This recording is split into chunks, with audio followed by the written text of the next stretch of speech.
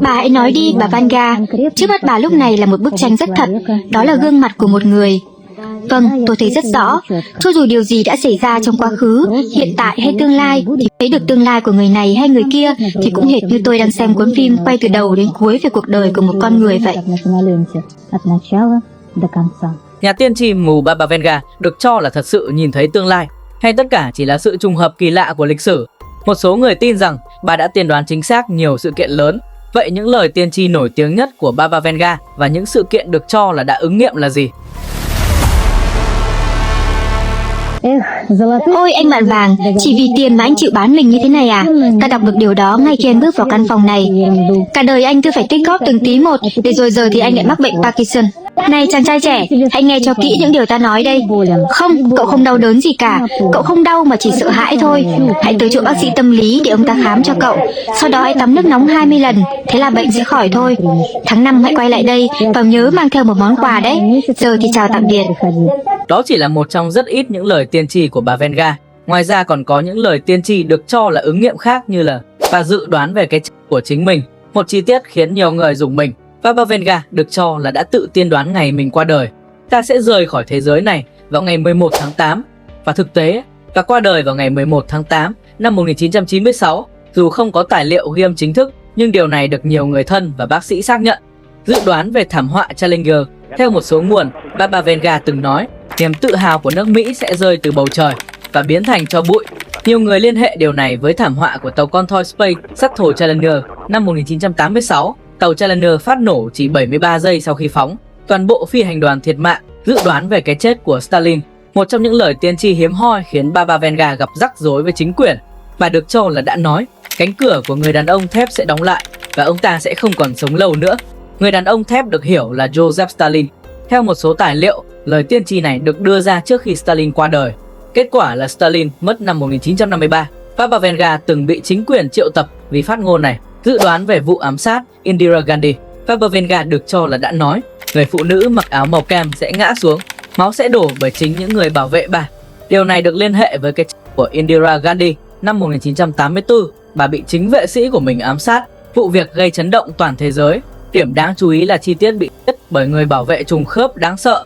Còn có một câu chuyện thực tế khác mà người chứng kiến rất ngỡ ngàng.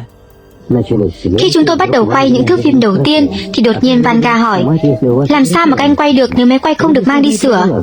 Đạo diễn đã không thể hiểu hết được ngụ ý của bà vì đoàn làm phim đã mang đến nhà bà Vanga những máy móc tốt nhất thời bấy giờ. Nhưng chỉ sau đó ít lâu, khi về đến thủ đô Sofia thì cả đoàn làm phim mới biết rằng Vanga đã đúng. Lần ấy người phụ trách âm thanh gọi điện cho tôi bằng một giọng hết sức thất vọng.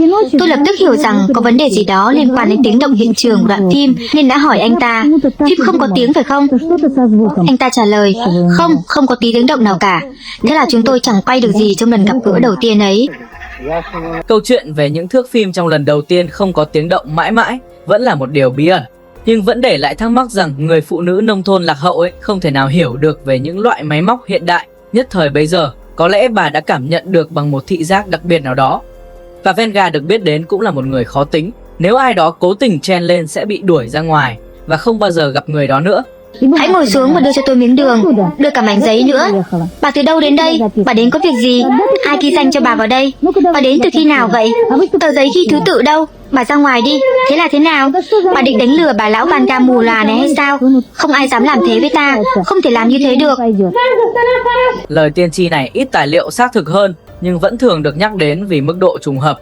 Lời tiên tri về làn sóng xung đột tại châu Âu năm 2016 trong nhiều bài viết lan truyền trên mạng. Baba Vanga được cho là đã nói châu Âu sẽ trở nên gần như trống rỗng. Những cuộc xung đột sẽ biến vùng đất này thành nơi hoang tàn. Một số người liên hệ lời nói này với cuộc khủng hoảng người di cư tại châu Âu năm 2015 đến 2016.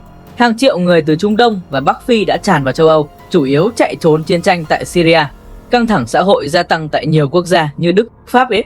Các vụ tấn công khủng bố cũng xảy ra rải rác.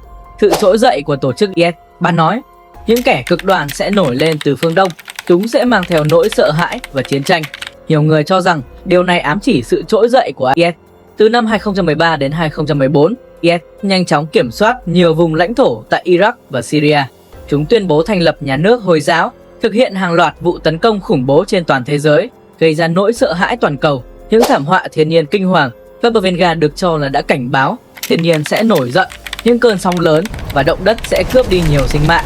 Nhiều người liên hệ điều này với hàng loạt thảm họa lớn trong thế kỷ 21, 2004, Indian Ocean Tsunami khiến hơn 200.000 người thiệt mạng, 2011, Tohoku Earthquake and Tsunami tàn phá Nhật Bản, nhiều trận động đất, bão lũ nghiêm trọng trên toàn cầu.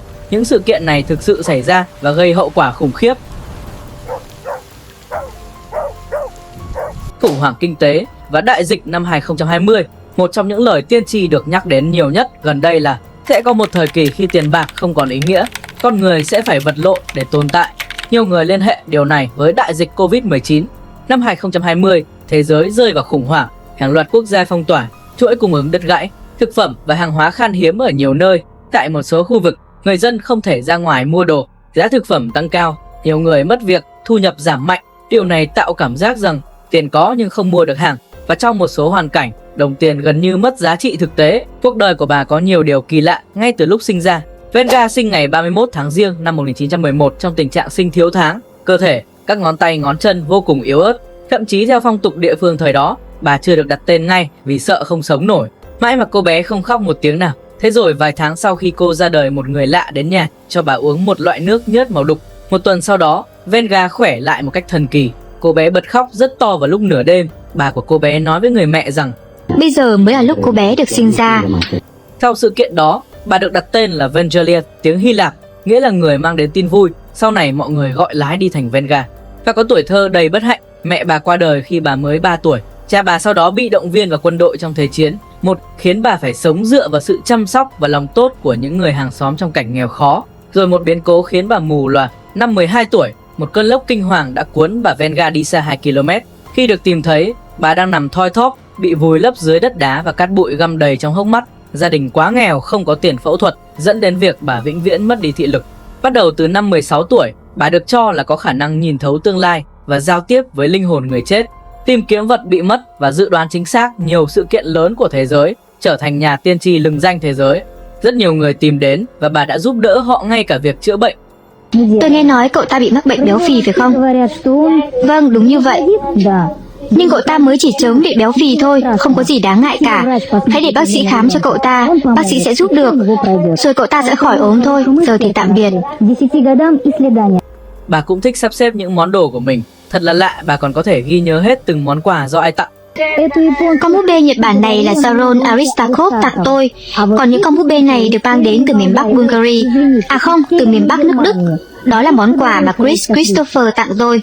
Và còn có một điều rất đặc biệt nữa mà chỉ những người rất gần gũi của bà mới biết. Ngay cả khi về già mà cái top của bà vẫn mềm như một đứa trẻ mới sinh.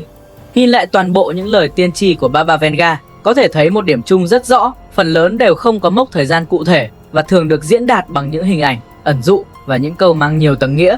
Chính điều này khiến chúng dễ bị diễn giải theo nhiều cách khác nhau, thậm chí có thể khớp với nhiều sự kiện trong lịch sử. Và đó chính là lý do vì sao cho đến tận ngày hôm nay, câu chuyện về Baba Vanga vẫn chưa bao giờ hạ nhiệt. Dù đúng hay chỉ là trùng hợp, những dự đoán của bà vẫn là một bí ẩn đầy tò mò. Hãy để lại bình luận về những điều bạn biết. Nếu bạn thấy thú vị, đừng quên like và đăng ký kênh để cùng khám phá những lời tiên tri về tương lai trong phần tiếp theo nhé.